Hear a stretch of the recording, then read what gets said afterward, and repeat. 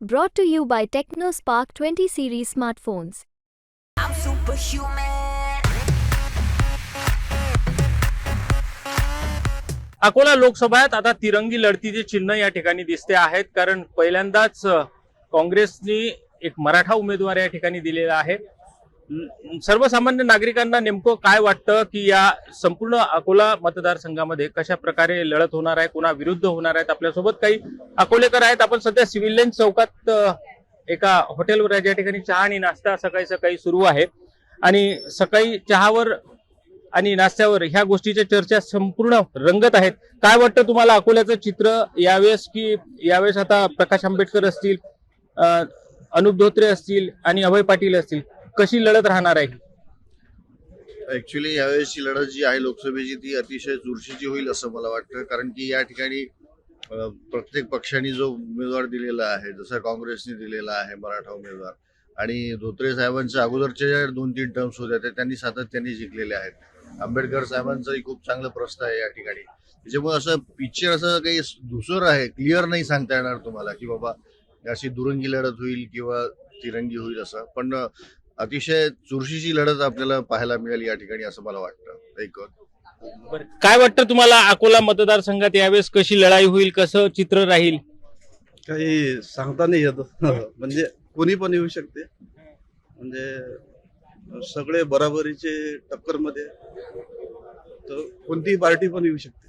काही म्हणजे अकोल्याचं काही मूळ असं दिसते आहे का, change of mood? Change of mood तर पहिल्यासारखंच वाटत आहे.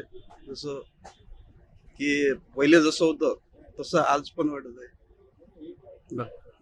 पहिले जसं होतं तसंच राहील असं वाटतं. आपल्यासोबत आणखी काही नागरिक आहेत. काय वाटते नेमकं तुम्हाला, यावेळेस कसं चित्र राहील अकोल्याचं? बढ़िया राहील, बढ़िया राहील. कशी लढाई राहील? ही तिरंगी लढत राहील की दुरंगी राहील? कशा पद्धती? दुरंगी राहील. आंबेडकर साहेब वर्सेस धोत्रे साहेब. काय वाटतं काका तुम्हाला नेमकं, की या मतदारसंघात आता कशा पद्धतीनं रंगत येईल पुढे इलेक्शन मध्ये डॉक्टर अभय पाटीलच्या एंट्रीमुळे? तिरंगी लढत होणार असं वाटतंय. लोकांचं काय मूळ आहे नेमकं, मतदारांचं काय मूळ आहे सर्वसामान्यांचं? नाही, ते असं आता सध्या काही क्लिअर नाही आहे. पण अभय पाटील आल्यामुळे काहीतरी वेगळं चित्र होईल असं वाटतं का तुम्हाला? तिरंगी लढत होणे हे तर अटल आहे, परंतु माझं वैयक्तिक मत असं आहे, शासनाने जे ठिकठिकाणी आता हे होर्डिंग लावलेले आहे, चुनावी पर देश का गर्व, तर हे वाक्य सार्थक करणं प्रत्येक नागरिकाचं कर्तव्य आहे. त्याने जाऊन सकारात्मकपणे मतदान करणे हे त्याचं कर्तव्य आहे. आणि योग्य उमेदवार निवडणे, जो शहराचा विकास करेल असा उमेदवार निवडणे त्याचं कर्तव्य आहे. हे कर्तव्य प्रत्येक नागरिकानं बजावणं हे अत्यंत गरजेचं आहे. हे माझं मत आहे. काय वाटतं तुम्हाला दादा नेमकं, की या सर्व इलेक्शन मध्ये काय होईल नेमकं? सध्या काही सांगता येत नाही. सध्या काही चित्र म्हणजे पूर्ण अस्पष्ट आहे. बरं, काँग्रेसने मराठा उमेदवार दिला.